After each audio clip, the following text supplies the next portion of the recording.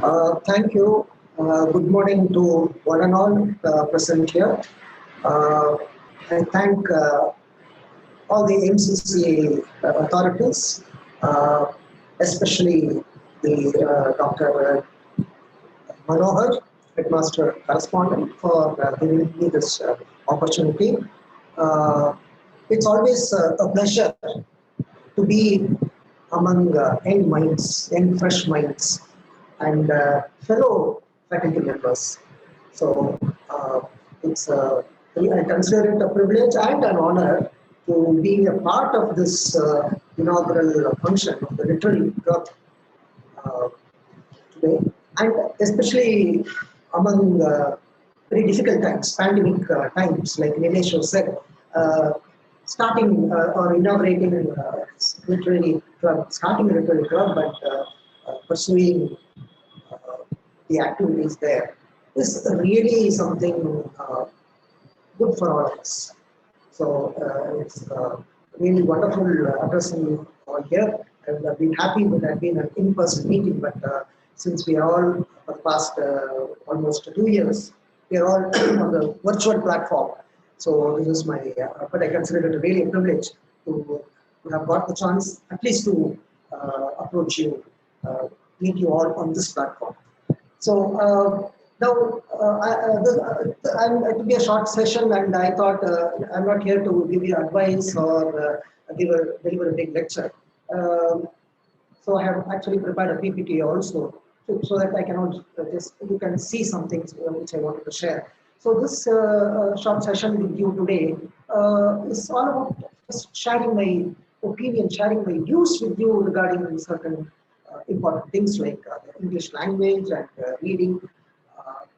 Uh, I actually studied in Lawrence School, Loudale. At a very young age, I got the opportunity, good opportunity, a blessed opportunity of studying in a very posh school in Ooty, Nilgiris, the St. Lawrence School. And in Lawrence, why I want to start off with this Lawrence School is that is where the seeds for what I am today. The seeds were sown. Somehow it was there, and it was actually a mentor, a teacher, who actually sowed the first seed. So that way, we faculty members, we teachers, we have so much of responsibility to do towards the students. And of course, without you students, we teachers are not there. So I have always believed in working with the students and teaching and learning from the students and never addressing to the students. I never addressed students. I don't teach to the students. There's a difference between teaching to the students and teaching students. So when you teach to the students, the teacher takes a very condescending attitude, placing himself or herself on a higher pedestal and addressing students who are a step below. That is never the case. I always am on par with the students. I like to teach students and I learn from the students. So we faculty members, we do have a very huge responsibility. And this Lawrence School, Loudale, I was there, I think it was my fourth standard or so. And there we had an English teacher. I still remember his name, Mr. Rajan Thomas. So Mr. Rajan Thomas, he took all the English classes for all batches. And at a very young age 4, away from parents, away from home, and sitting in his class, just beginning. His English was spectacular, the way he spoke. But beyond all that, one small thing attracted me. At the end of each hour, he used to spend 15 minutes telling us a story. And the way he told the story always attracted the students. And I, at a very young age, standard 4, just felt for listening to that story. And he began Oliver Twist. So at that age, one was able to identify with Oliver Twist. And I identified with that small boy, Oliver Twist. And each and every class, I used to wait for the class for 15 minutes when Rajan Thomas told us the story. And then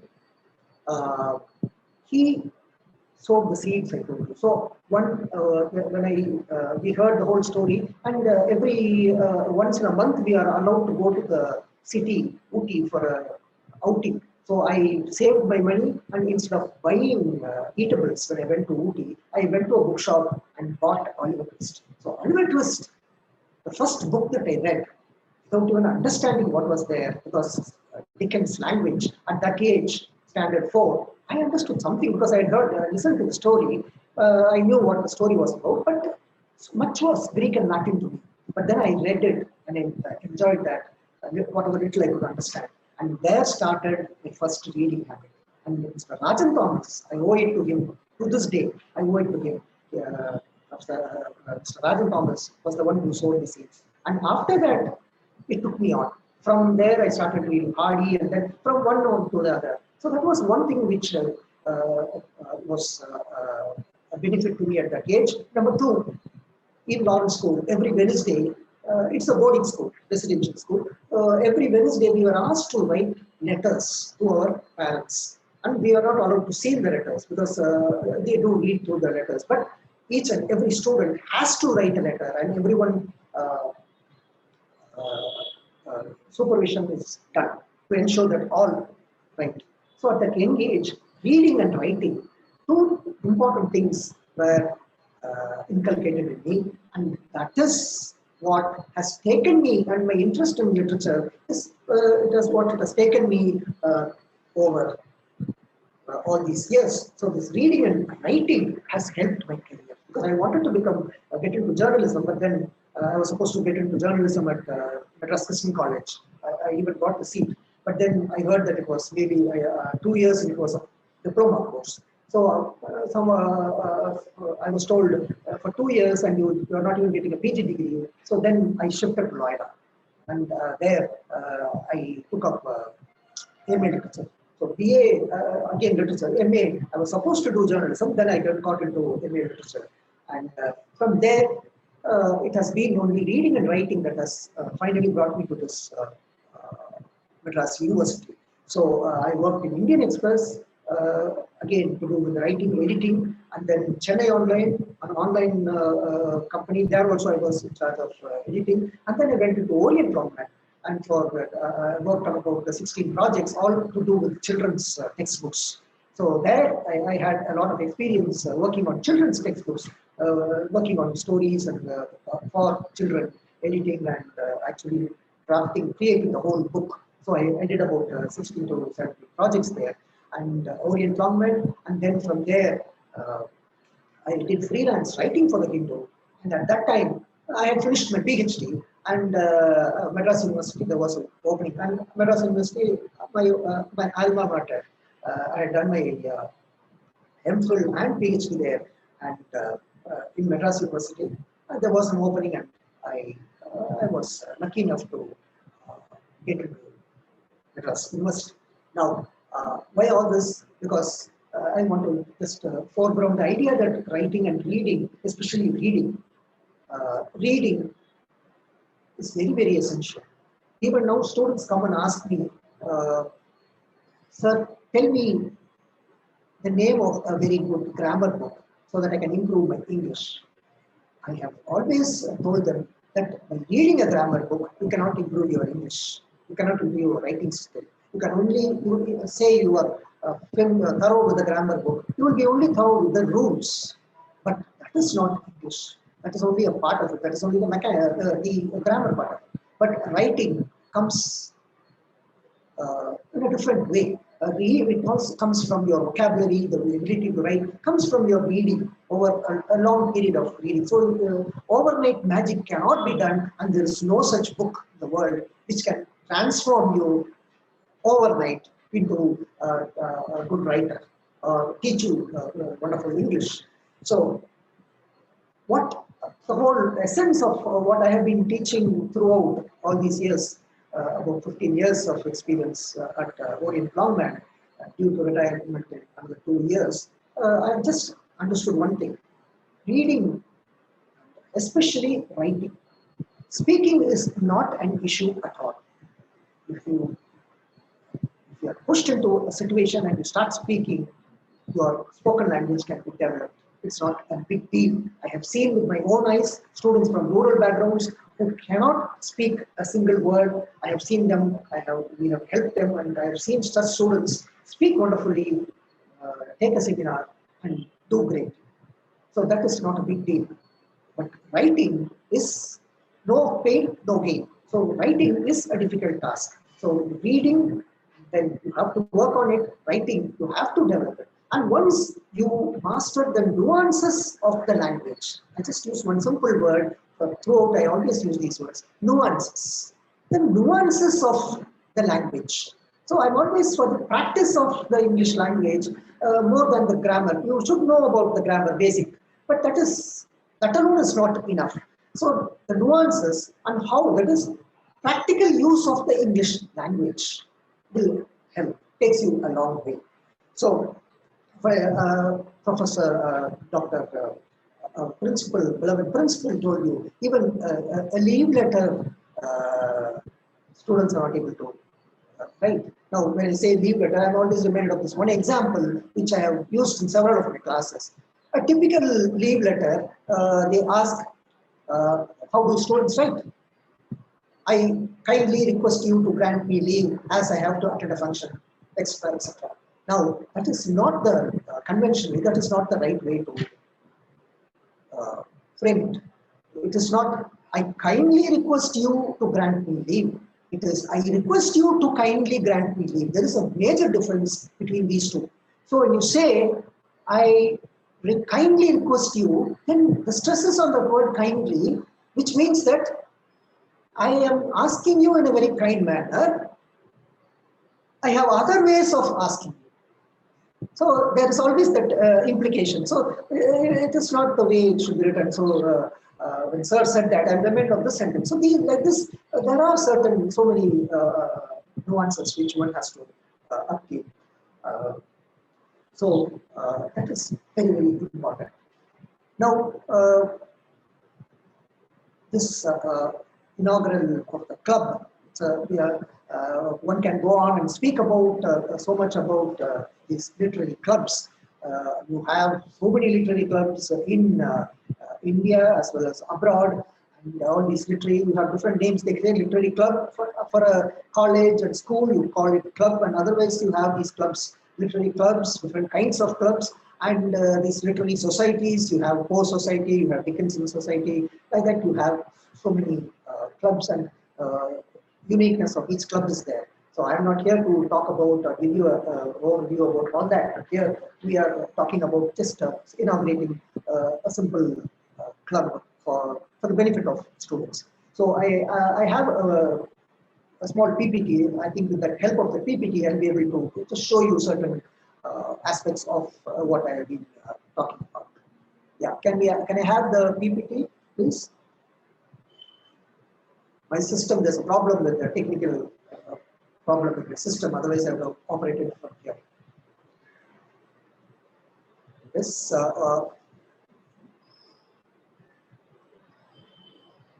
the staff handling the other end. Can you?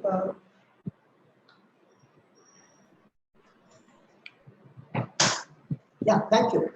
Yeah. That's great. Thank you. So this is this small PPT that I prepared is for all of you MCCMs.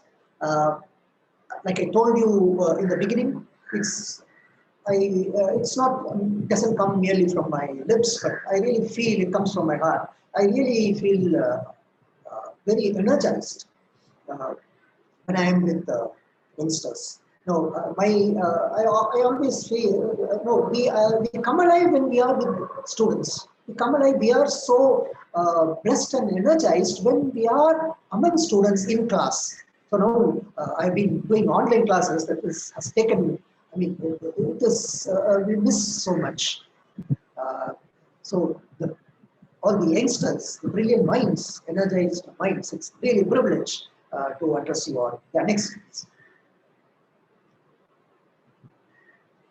Next slide. Yeah, see, this is a very important thing. What you see here is a picture. If you look at it closely, I mean, this was two sets of pictures were given to two groups, and then this is one picture. The second one is the next one. Next, please. Yeah, this is the second one. Now, the first one, second one, two were given to two groups, and they were asked to comment on the age of the photograph, the person. There is, of course, a woman. So you see an old woman, and also you see an young woman. I do not know in small PPT how much of how clearly you are able to see. So young or old, that is very, very a little not clear. Next slide. Yeah. Now look at this. Now this looks to be an young woman, and here again you have this is the hair of the woman, and this is the plume, and this is the eyelash, and this is the face. Now, if you look at it from this point of view, then it is a young woman. Now, just follow my cursor. Now look at this is a nose. This is the nose. If this is the nose and this is the eyes of the woman and this is the mouth of the woman, then you find that she is a haggard old woman. So you have two pictures. In one picture itself, you have two superimposed pictures. Now, this is I'll repeat this. This is the, if you look at it as an young person, this is the plume, this is the hair, and this is the eyes, and here is the nose. But if you block this and look at the picture as this is the eyes, this is the nose, and this is the mouth, then you see an old woman. I hope most of you are able to find the difference. Now, this was done by Stephen Covey, a motivational speaker. He did this in class, gave two pictures to two groups, and then asked them to talk about it. And one group saw that they saw a young woman, while the other group said that they saw an old woman. Now, why I'm showing this is everything depends on perspective. So, what we read, how we use language, how we write, everything, what you may write something, but how it is looked at by someone else, the perspective is what decides. So this perspective is a very important aspect. Yeah, next. Next. Now, this literary club, our president, the captain of the ship, Mr. Nileshwar, he was talking about all these events. Now, this literary club, normal run-of-the-mill activities take place, like debates. Now, I was just thinking of what all a literary club can possibly do. It should be, a literary club is basically a conglomeration of young minds, a powerhouse of talent. So now, you have to, the lit club has to, all of us know, I'm not saying anything new, encourage the skills of students and showcase them. Now, how do we go about that? So we can have different kinds, normal online quiz, all that is fine. But apart from that, what other kinds of things can you think about? You can have debates. It can be on literature, it can be on language, it can be on politics, it can be interdisciplinary.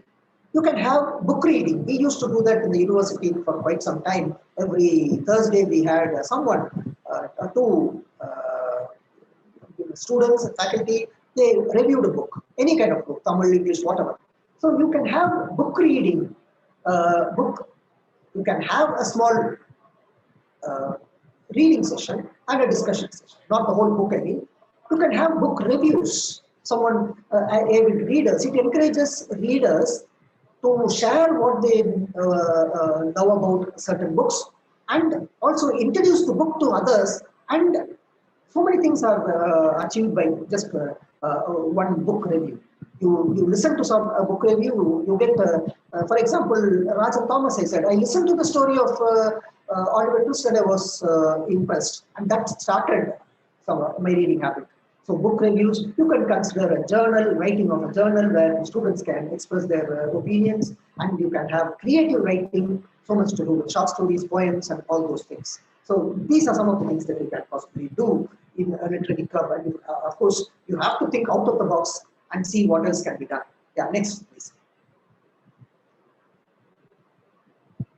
Now, this is, so this lit club, like I told you, you develop the skills. So it gives the students the opportunity, a space to actually showcase their talent, demonstrate their talent, as well as develop their skills. And then each and every student, each one of you is blessed with some kind of a potential insight. And it is the duty of the teachers to also to identify and encourage them. And for students, you have to, the real you within you, that you have to recognize, you can recognize, and you have to do a bit of an internal search, and definitely you can work on that. So this is what I meant, powerhouse of what students can do. So the lit club, not merely a run of the mill, you have just debates and things like that. You have to, the whole focus is on the students, the talents, the skills, and how it can be developed and how it can be demonstrated to others. Yeah, next please. Now, very small, all of you must have heard about the next one. All of you would have heard of the Oxford English Dictionary. This is just a small anecdote about a background. Oxford English Dictionary, 1857, you had Professor James Murray. There is a film also. James Murray actually we take the English language for granted, we take words for granted, but Professor James Murray devoted his whole life for this Oxford English Dictionary. And he had Dr. W.C. Minor was a major contributor. Next, please. Next slide. Now, this James Murray, like I told you, he's the editor, and you have this Minor from whom he had a number of entries. He was compiling this dictionary, Professor James Murray, and he got a number of entries, and many entries, thousands came from this Minor. And Professor wanted to meet this person, and he writes and tries to invite the person, but there is no reply. So in 1896.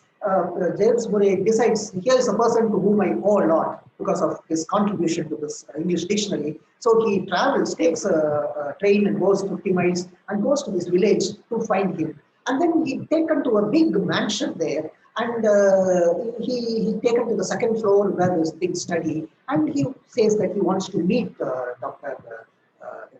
Minor. And you have a person standing there, and he asks him and greets him. Yeah, next please. So this is what the reply he says. A very good afternoon to you, sir. I am Dr. James Murray of the Indian London Philological Society and editor of the Oxford English Dictionary.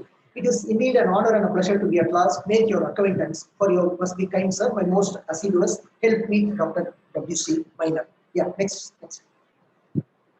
The answer comes, I regret, kind sir, that I am not. It is not at all as you suppose. I am, in fact, the governor of the Broadmoor Criminal Lunatic Asylum. Dr. Minor is most certainly here, but he is an inmate. He has been here for more than 20 years. He is our long-staying resident. Next. Now, we find that the entries have come from Minor, who is an inmate of a mental asylum, psychologically disturbed person.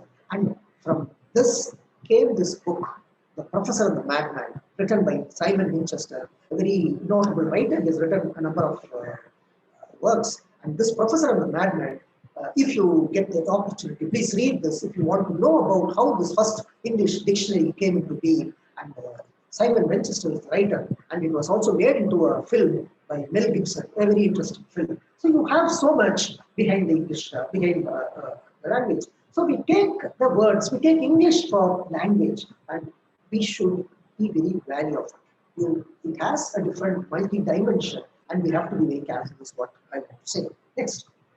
Again, we think that there's just one English. Now, in the contemporary world, just look at the list of Englishes that are there.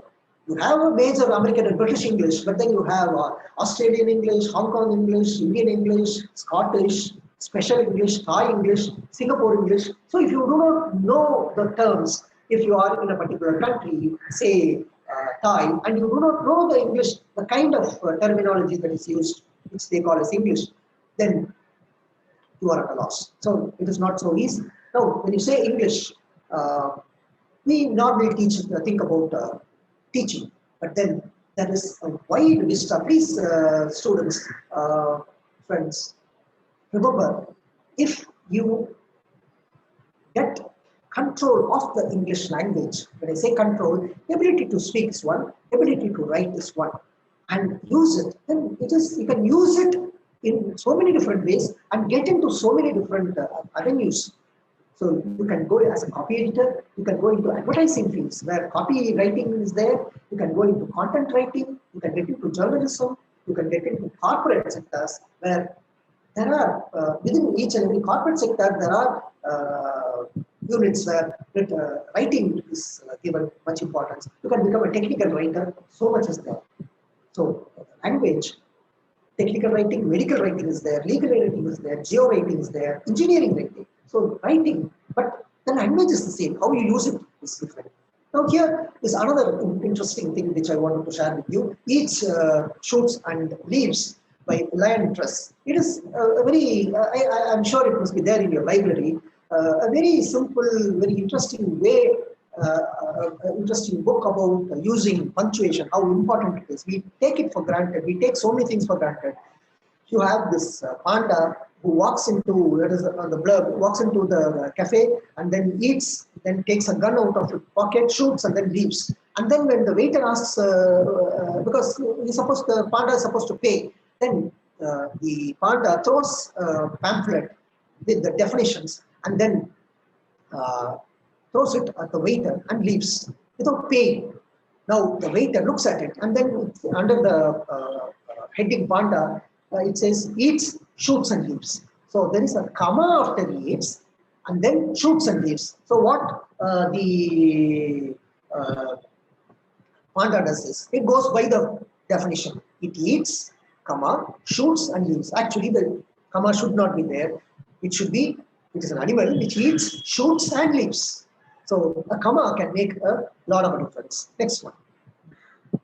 Yeah, this is the whole thing. This book is called as a zero tolerance guide. And again here, yeah, next one. Now the comma makes a lot of difference. Let's eat, grandma. So if you are miss the comma after eat, then you become a cannibal. So punctuation actually saves lives, and it actually is a very, very important. It's a very dangerous game, actually, I would say. Yeah, next. Here again, just look at it. The convict said the judge is mad. So without any punctuation, you do not know who is mad. So we cannot afford to write like this. So if you, first one, the convict, comma, said the judge is mad. No, earlier one is. The convict said the judge is mad. If you put the comma after the convict said, then the judge becomes mad. But the first one, the convict said the judge is mad. Then there, the convict is mad. So the placing of the commas can make a lot of difference. Yeah, next. Again, this one. Charles I walked and talked half an hour after his head was cut off. Now, all these examples are not mine. These are from the Eat, Shoots and Leaves. If this sentence is semantically right, that is, meaning is right. Linguistically it is right. But punctuation doesn't make sense semantically, meaning-wise. Because after a head is cut off, how can a person walk? Next. When you punctuate, the sentence becomes clear. Charles walked and talked, full stop. Half an hour after, comma, his head was cut off. So half an hour after, meaning half an hour later, his head was cut off. So this is how punctuation makes a difference. Yeah, next. Now this is a very, very important, friends. This is a very important thing that I want to share with you. I've been sharing this with the students often in all my copy editing classes. I offer copy editing and technical writing as elective courses. So I wanted to, they asked me what, you don't have experience in teaching, only in journalistic field as editor, sub-editors. How are you going to use it in the university if you are given an opportunity? So I said I try to promote it in my experience, and that is what I did. I introduced elective courses like technical writing, copy editing, copywriting. Now here, this is first page of a ad page in Hindu. Today is the day to remember that every day is World Environment Day. Now this use of the word every day is so taken for granted, but here that every day is wrong. it should come with a space every day. Next slide. Next. Look at this. A home, wonderful, gifted, you and your family will feel gifted every day. So this every day is each and every day. Next, please. Now, this every day with space and without space makes a lot of a difference. Now, make every day count the rest of your life. That is a look at the left side. Now, this making every day count is each and every day. So, each and every day, it is daily. When you say every day, then next slide. Every day you seek to create, scale a new peak. Here again, it is again wrong. It is space every day. Now, I'll give you an example to clarify this. Every day I go for a walk. So every space day I go for a walk, meaning each and every day I go for a walk. But where do you use it as one word? Going for a walk is an everyday routine, where every day comes as one word, almost like a qualifier. So this is a very basic difference. But you have, even in an advertisement in the Hindu, you have it being used wrongly. Next, please. Cooking makes the everyday better. Here it is fine. So that everyday here is the daily. So here it is used right. Next, please. Again, ambiguity. When you, something which you have to master. He picked a date. Now here, that date can refer to a fruit, it can refer to a day, it can refer to a person, it can refer to an appointment. So these are some sentences which are ambiguous. They can fish, or he gave her cat food. So he gave her cat food, or he gave the cat food. I saw her duck. I saw her duck, or I saw her ducking down. Visiting professors can be boring. So professors, regular professors, you have visiting professors. So visiting professors who come and talk to you can be boring, or visiting professors, the very act of going and seeing professors can be boring. So then the last sixth one is a very ambiguous thing. Nurse required for a baby 20 years of age. So very, very ambiguous kind of a sentence. So again, the last one also, the lady hit the man with an umbrella. So these are some examples of ambiguity. Now, this is again another very important list. I'm just kind of rushing through because I don't want to skip. I've been told till 10. We call it redundancy in the English language. We use these words without realizing that we are using the ideas twice. For example, original founder of this building, we say, of this college. There is no original founder and false founder. You only say founder. Or when you say advance warning is given. When you say warning, it means that you are giving it earlier. So why should you use advance? Or little baby. Baby saw, of course, a little baby. Unless you have the film, Honey, I Shrunk the Kid. That kind of a thing. Or when you say top priority. Priority itself means it is top. Return back. Return back your book. You say return, that itself tells you. So these are some examples. Again, this postponed until later. You find it in official documents. School, colleges, exams are postponed until later. Exams are postponed. That means until later. Then why until later? So these are what we call as redundancy, padding. So many words are there, which we have to be very careful. Yes, next. So this English language is a global language, but it also gets butchered. So we have to be very careful that it doesn't happen. Yeah, next one. See, this is something a teacher says, why are you looking at the monkeys outside when I am in the class? So it is kind of ambiguous. So this kind of sentences, we may tend to write such sentences. So we have to be very careful with that. Yeah, next. See, look at this. On the second day, the knee was better. On the third day, it disappeared. Or one writes a leave letter. Since I have to go to the cremation ground at 10 o'clock and I also may not return, please grant me leave, casual leave. And I remember another thing.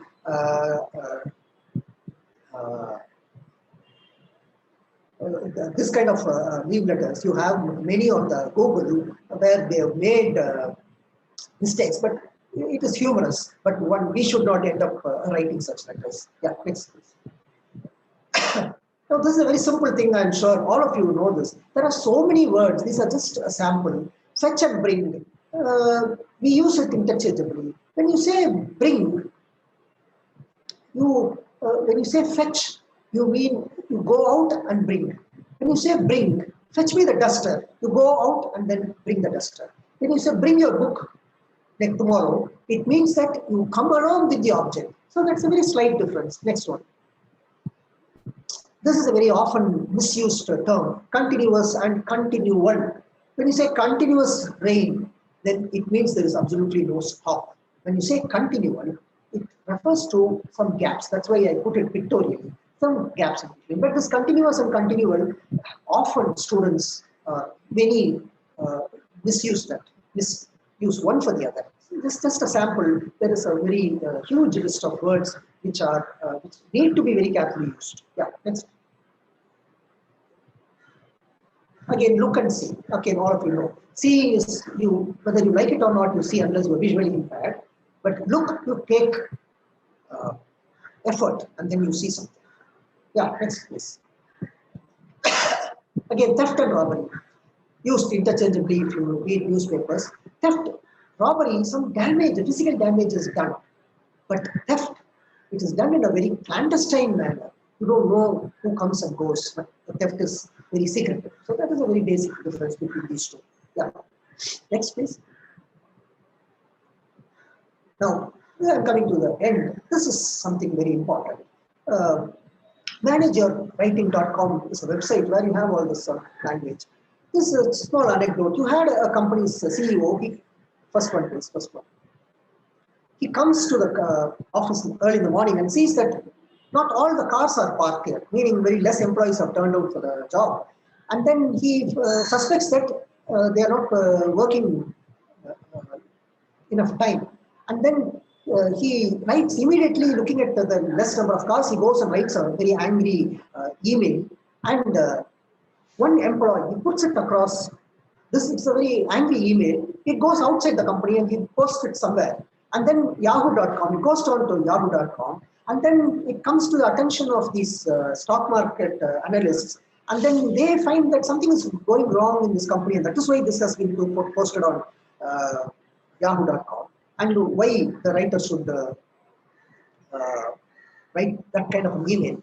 Now, from the stock market, the New York Times comes to know of it and they publish the story. And then, just 3 days, the stock of the company plummets in just 3 days, and all because of one angry email. Next. So this is this tiny sequence, tiny action, just an angry email, but this consequences very huge. We call this as the butterfly effect. So all that he had to do was, the CEO was to have been careful with the writing. So the writing is very, very important. That one we have to manage our writing. Yeah, next. So that gives you an idea about the writing part. I was given a very short time, so there was so much to talk about. Each and every topic you have so much, but I was said about half an hour, so I had actually timed it just to give you a glimpse of how language works and how we can't take language for granted, and how if you are able to master the language, the nuances of using the language, then much can be done. And this does not cannot be developed overnight, but it involves time. And this is the right fact. At the early stages, many students at the university, you would be surprised to learn that many students come there and they said that we have not read a book at all. You are in your school, but at the college level, they said that only after coming to the university, we are when the novels are prescribed, we read. They come to know about it. So everything has to be done at the grassroots level, which is at the school level. So as teachers, this is my also humble request to teachers here, English teachers, that you have to, we have a very huge duty here. At the grassroots level, if you are able to mentor students, then that takes them a long way. So the responsibility is ours, and of course, students, without your cooperation, nothing can be done, and you are the future. So, wish you all the best. I am thankful to all the authorities and all those concerned for making this meeting possible. It's indeed a pleasure to have shared my views with you. I hope whatever I have shared is of some significance to all of you. Wish you all the best, and I'm sure that this Bit Club will take students a long way ahead. Wish you all the best. Thank you so much.